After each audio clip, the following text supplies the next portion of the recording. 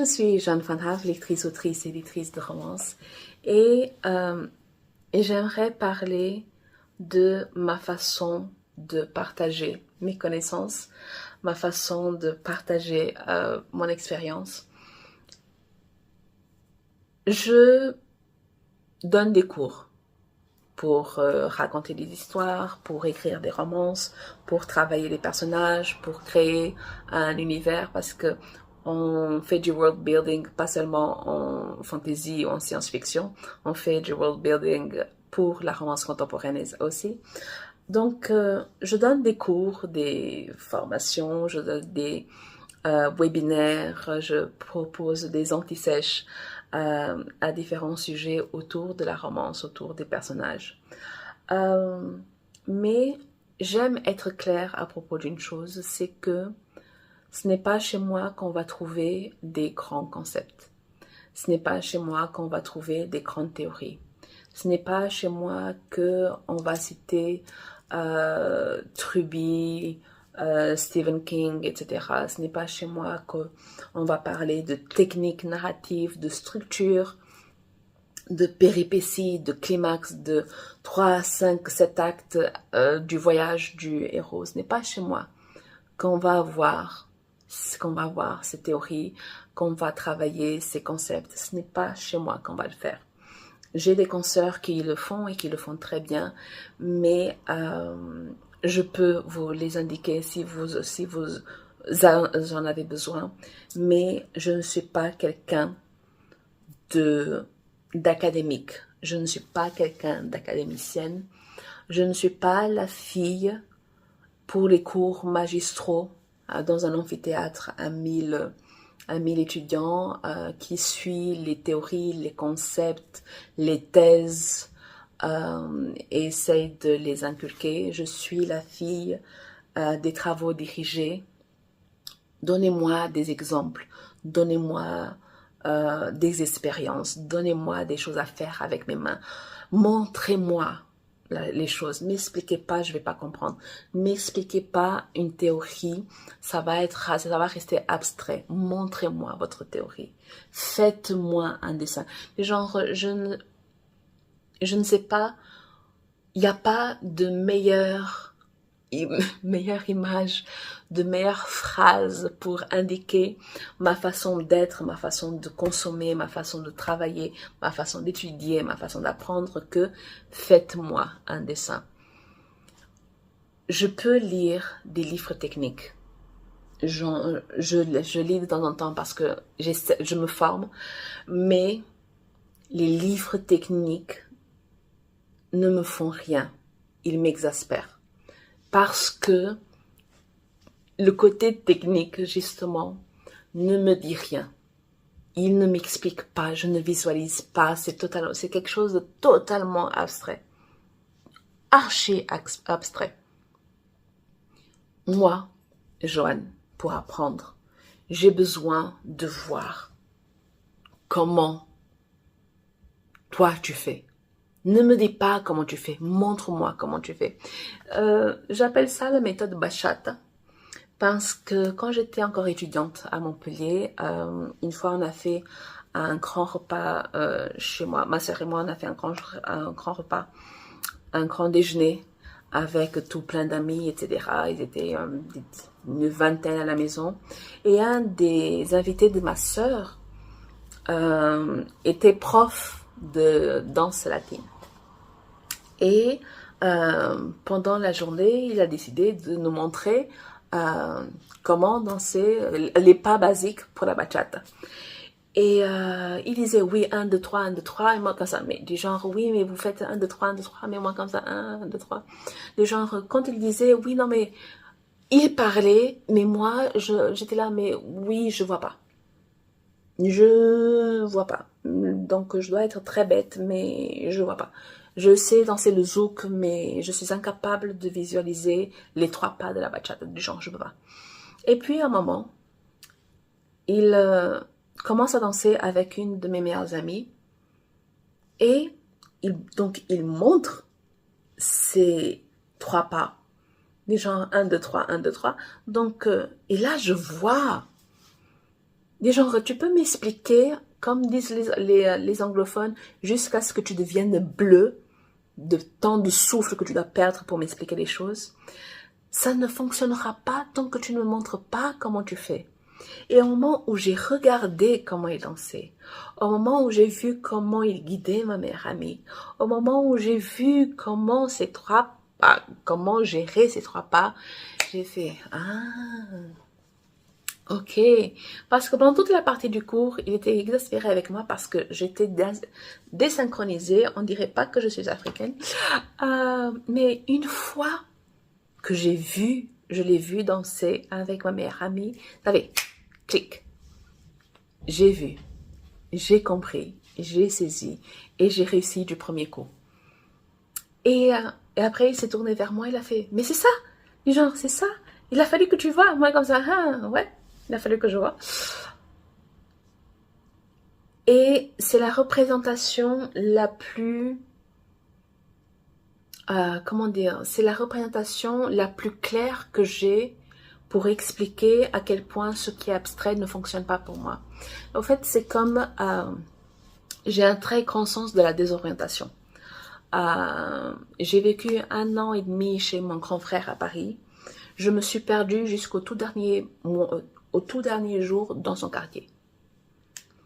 Normalement, je me disais, écoute, je vais juste marcher, je vais faire une demi-heure comme ça dans ce sens et je vais revenir dans le même sens. Il faut qu'il y ait un croisement quelque part ou une bifurcation quelque part pour que je me perde. Et pourtant, je ne fais que le chemin tout droit devant et tout droit, il n'y a pas 36 000 solutions. Mais j'allais dire 1 fois sur 2, non, 2 fois sur 2, je vais prendre la mauvaise décision et je vais me perdre. Ça va me prendre une demi-heure pour rentrer à la maison. Voilà. J'ai un très grand sens de la désorientation. Alors, par exemple, je trouve ça très admirable quand y a des gens qui sont en train de conduire, ils ne savent pas où ils sont parce que no GPS pour une raison X, Y. Donc, ils demandent à un piéton, est-ce que vous pouvez me dire où est-ce que je peux aller pour me rendre telle part? Et la personne a dit, ouais, vous allez tout droit, après vous croisez, après 100 mètres, après je sais pas quoi, et vous tournez à gauche. Et la personne qui est en train de conduire, ouais, d'accord, ok, on y va. Et on arrive. Les gens, après le premier, vous allez tout droit, je ne sais plus ce que vous êtes en train de dire. Je me suis déjà perdue. Je n'arrive pas à visualiser, quand on est en train de m'expliquer quelque chose, je n'arrive pas à visualiser cette affaire-là. Je ne vois pas. Et déjà que je ne sais pas lire un plan. Hein, du genre, je suis là avec mon plan. Et c'est dans quel sens? Vas-y, c'est dans quel sens? Non, c'est pour ça que merci Eddie Lamar pour le Wi-Fi et le GPS. Parce que on me dit, écoute, avance 100 mètres. J'avance 100 mètres. Maintenant, tourne à gauche. Je tourne à gauche. C'est très bête et méchant, hein. Mais voilà, du genre, maintenant, tourne à droite. Je tourne à droite, etc. Parce que si tu me dis en sortant, du genre, tu fais 100 mètres, après tu tournes à gauche, après le rond-point, après tu tournes à droite, je vais me perdre. À un moment, je vais me perdre. Je ne sais plus. C'est fichu. Donc, ne m'expliquez pas. Ne me parlez pas, les gens. Montrez-moi. Je suis vraiment la définition du show don't tell. Parce que si tu me tell, on va pas s'en sortir. Et donc, parce que je ne fonctionne pas de cette façon-là, je ne peux pas transmettre de cette façon-là. Je ne peux, par exemple, si je suis en train de lire un livre technique, et ce sont des livres techniques écrits par des romancières, ce que je vais faire, c'est que j'ai essayé de lire le livre technique, je l'ai terminé, ok, on passe à la suite. Mais ce que je vais faire, c'est que je vais lire les romans de la personne qui a écrit ces livres techniques. Parce que je veux voir comment elle a géré telle ou telle situation qu'elle a racontée dans son histoire. Je veux voir comment elle applique ces méthodes. Parce que tu m'expliques, ça me sert à rien. Ça me sert à rien. C'est pour ça que, comme on dit en anglais, hindsight is 10-10. Les gens, quand on voit ce qu'on a fait par le passé, on aurait dit, ouais, on aurait fait autrement, les gens, on aurait toujours pris les meilleures décisions. Mais je suis allée à la fac, mais je n'aurais jamais dû aller à la fac. Jamais. J'aurais dû faire une école, j'aurais dû faire une formation professionnalisante très tôt, ou peu importe, mais la fac, tout est abstrait. Il n'y a pas un encadrement, à part certains travaux dirigés, il n'y a pas tous les cours qui sont en travaux dirigés. Donc, il me fallait un encadrement, il me fallait qu'on me montre ce que je devais faire et pas juste avoir des heures et des heures et des heures et des heures de cours, de cours magistral dans un amphithéâtre à 1000 personnes. Ça ne fonctionnait pas pour moi, mais à l'époque, c'était le seul choix que j'avais. Déjà, je ne savais pas ce que j'allais faire d'autre. Mais même en sachant quoi faire d'autre, je ne savais pas au-delà de l'école de commerce, et j'avais pas du tout envie de faire une école de commerce, ou un truc scientifique, je ne savais pas qu'il y avait d'autres options. Je ne savais même pas qu'il y avait le métier du livre. Parce que quand je suis arrivée en France, j'étais déjà inscrite à la fac. Quand je suis arrivée en France, j'étais déjà en fac de psychologie parce que on peut pas avoir un visa étudiant sans préinscription, etc. Donc, je m'étais inscrite en psychologie. Je ne savais pas qu'il y avait une possibilité de faire autre chose, de travailler dans l'écriture et même si j'avais fait dans le métier, voulu faire métier de livre, je pense pas que mes parents auraient accepté. Mais voilà, maintenant on ne sait pas. C'était il y a 24 ans qu'il fallait voir. Mais voilà, il y a des choses que j'ai faites parce que je ne savais pas que j'avais la possibilité de faire autrement. Et donc j'étais à la fac et j'aurais pas dû être à la fac. La fac n'est pas pour tout le monde et c'est ok de ne pas être pour tout le monde. Et le fait est qu'on essaye de nous mettre dans un système qui ne fonctionne pas pour tout le monde et après on se sent bête, on se sent nul, on ne se sent pas à sa place, du genre on ne se sent pas intelligent quoi. Et je peux garantir que à la fac, je me suis pas du tout sentie intelligente. Déjà que j'avais pas plus salé, moins salé, et j'avais pas du tout envie d'être là, mais je ne me sentais pas du tout intelligente. Et pourtant, je ne suis pas bête, mais je n'avais pas les outils pour ma façon de travailler, je n'avais pas les outils pour ma façon d'apprendre. Parce qu'il faut savoir que quand on est dans les établissements français de l'étranger, on n'est jamais surpeuplé en classe. Il y a très peu d'élèves dans une même classe et les profs nous connaissent presque par cœur. On n'est jamais, on n'a pas l'occasion d'être à la traîne parce que les conditions sont optimales. Du genre, on peut être à la traîne. Bien sûr, on peut être à la traîne parce qu'il y a des matières un peu plus compliquées que d'autres. Hein. Du genre, je ne suis pas scientifique pour un sou. Mais les profs notent tout de suite quand quelque chose cloche et ils peuvent avoir un œil du genre, ils te connaissent. Et j'ai fait toute ma scolarité dans des établissements français de l'étranger. Donc, j'ai toujours été encadrée. Et tellement encadrée que sérieusement, en terminale, en Afrique du Sud, on était 4 en terminale L. Du genre, en terminale 3, en terminale L, ES et S, on était une vingtaine quand on avait des cours ensemble, de troncs communs ensemble. Mais quand on était dans nos sections, en terminale L, on était 4. En allemand, on était 2, ma meilleure amie et moi. Du genre, quand vous avez des cours à 4, des cours à 2 personnes, c'est des cours particuliers. Du genre, c'est comme si vous y aviez des tuteurs privés. Et là, si tu ne comprends pas, on te montre, on t'explique, on te fait comprendre. Et quand tu pars et tu sors d'une terminale L à 4 et tu débarques à la fac dans un amphithéâtre à 1000, ben non. Bah ouais, mais non. Non, ça n'allait pas marcher. Ça n'aurait jamais pu marcher. Mais moi, j'étais pas au courant. Je n'avais pas encore conscience que je ne pensais pas, que ma façon d'apprendre n'était pas celle-là. Je n'en avais pas conscience. Si je pouvais revenir en arrière, il y a tellement de choses qui auraient pu changer, mais voilà. Donc, ce n'est pas chez moi qu'on va apprendre des grandes théories, des grands concepts, que je ne vais pas lâcher des noms de tel pro de l'écriture, des Trubbies et compagnie. Ce n'est pas chez moi que je vais parler de structure et de technique, mais ce que je vais faire, c'est partager mon expérience et faire des exercices. Je vais proposer des schémas. Je vais proposer des exercices. Je vais montrer des exemples. Et il y a pour quasiment tout contexte, pour quasiment toute situation, je peux vous dire que j'ai lu un livre où ça se passait comme ça a fait ça, etc. J'ai toujours un exemple pour illustrer. Toujours. Normalement, je faisais très attention aux titres que je pouvais partager parce que je n'avais pas forcément envie de critiquer négativement, etc. parce que tout est subjectif. Mais désormais, dans mes cours, je vais donner les noms, je vais donner des titres pour que les personnes de l'autre côté puissent se faire une idée.